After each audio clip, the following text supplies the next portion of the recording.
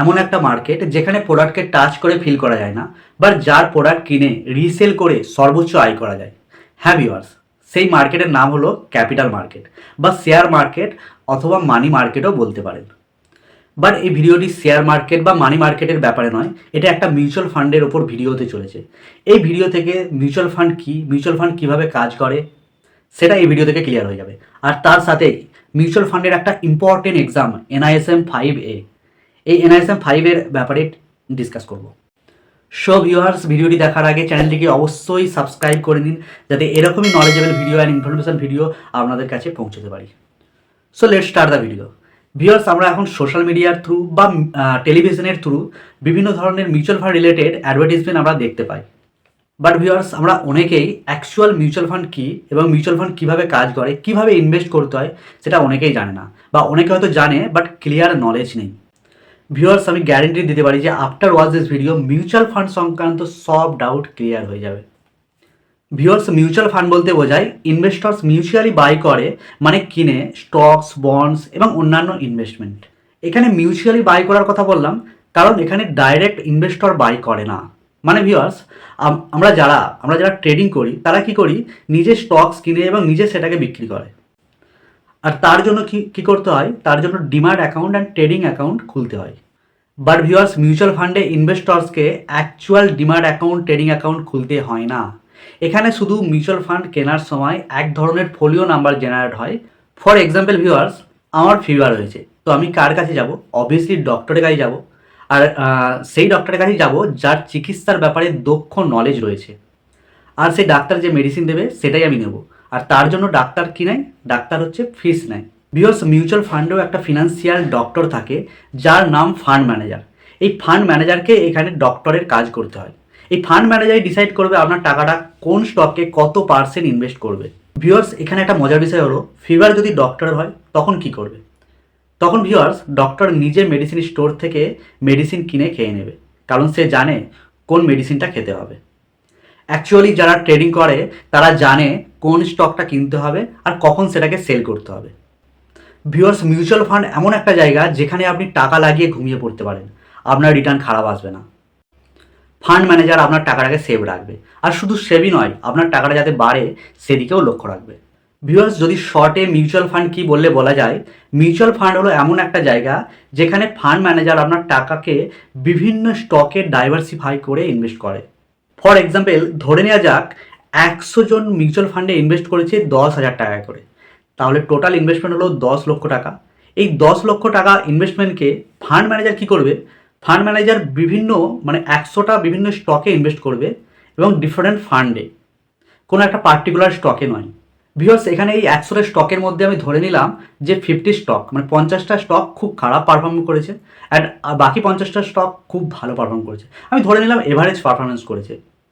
আমি ধরে নিলাম খারাপ 50টা স্টক থেকে 5% রিটার্ন এসেছে একটা পার্টিকুলার ডিউরেশনে, আর বাকি 50টা স্টক থেকে 20% রিটার্ন এসেছে একটা পার্টিকুলার ডিউরেশনে। তাহলে আমার ওভারঅল রিটার্ন হলো 50 স্টক অফ 5%, এখানে 2.5%, অ্যান্ড 50 স্টক অফ 20%, এখান থেকে 10%। তাহলে overall 2.5 and 10% equal to 12.5% return.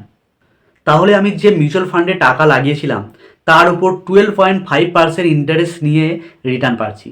Viewers, এখানে ওভারঅল রিস্ক খুবই কম, বাট রিটার্ন নর্মাল এফডি বা ইন্স্যুরেন্স ইনভেস্টমেন্টের থেকে অনেক গুণ বেশি।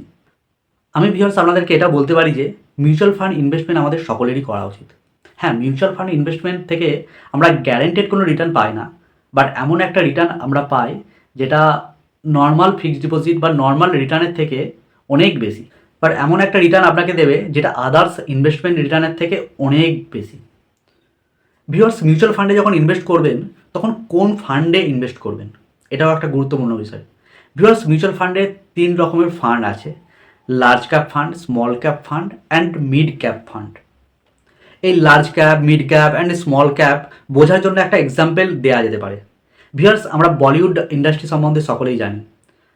ভিউয়ার্স, ধরে নেওয়া যাক আমার কাছে টাকা আছে আর আমি একটা ফিল্ম বানাতে চাই, তাহলে আমি কোন ধরনের অ্যাক্টরকে নেব? ভিউয়ার্স, আমার এখন মোটিভ কী আছে সেটা বুঝতে হবে।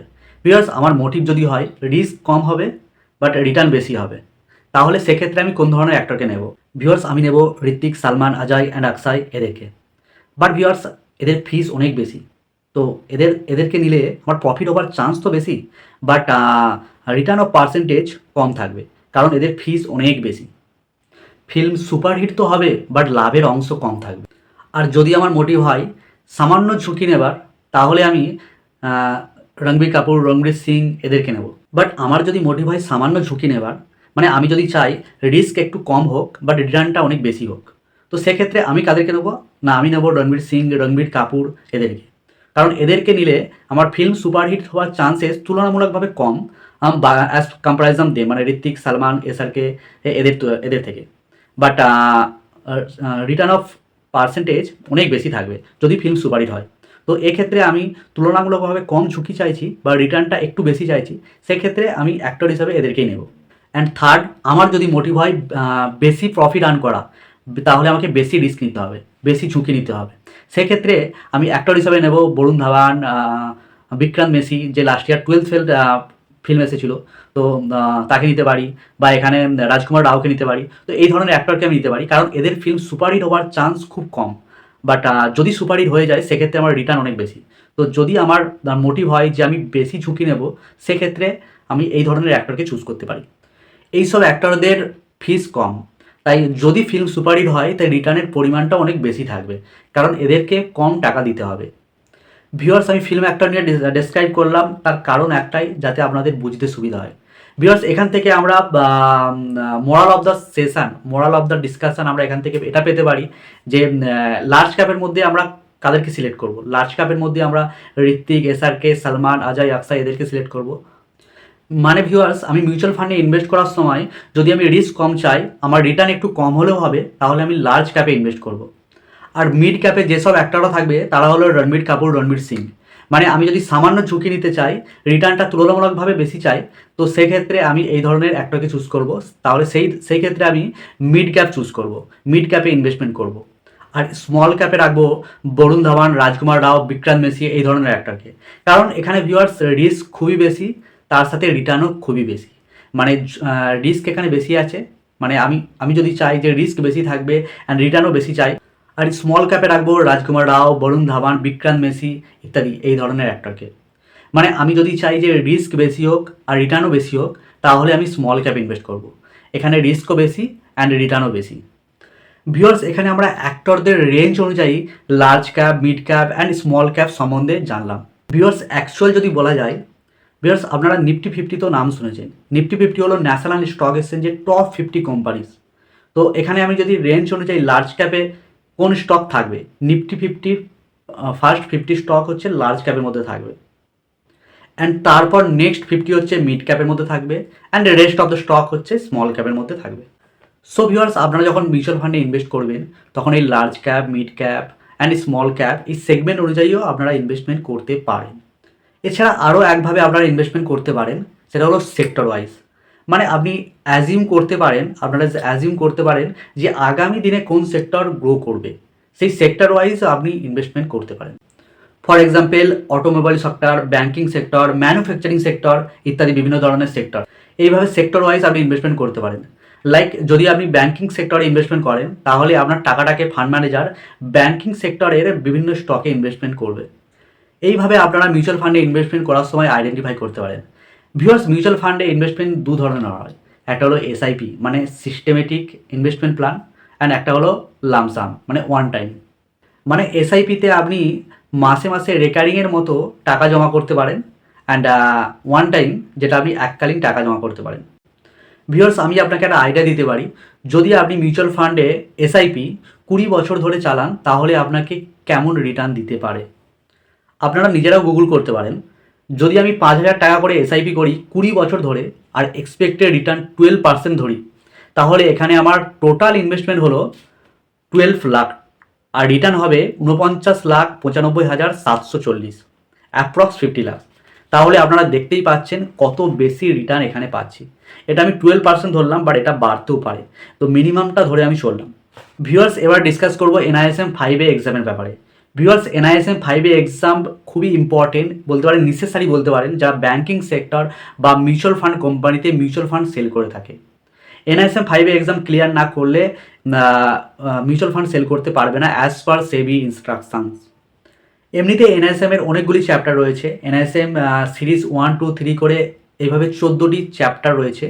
এদের মধ্যে অনলি এনআইএসএম 5 এর ব্যাপারে ডিসকাশন করব। এনআইএসএম 5 এতে ভিউয়ার্স টোটাল 100 কোয়েশ্চেন রয়েছে অ্যান্ড পাসিং স্কোর 50। ভিউয়ার একটু পড়াশোনা না করলে এনআইএসএম 5 এক্সাম ক্লিয়ার করা যায় না।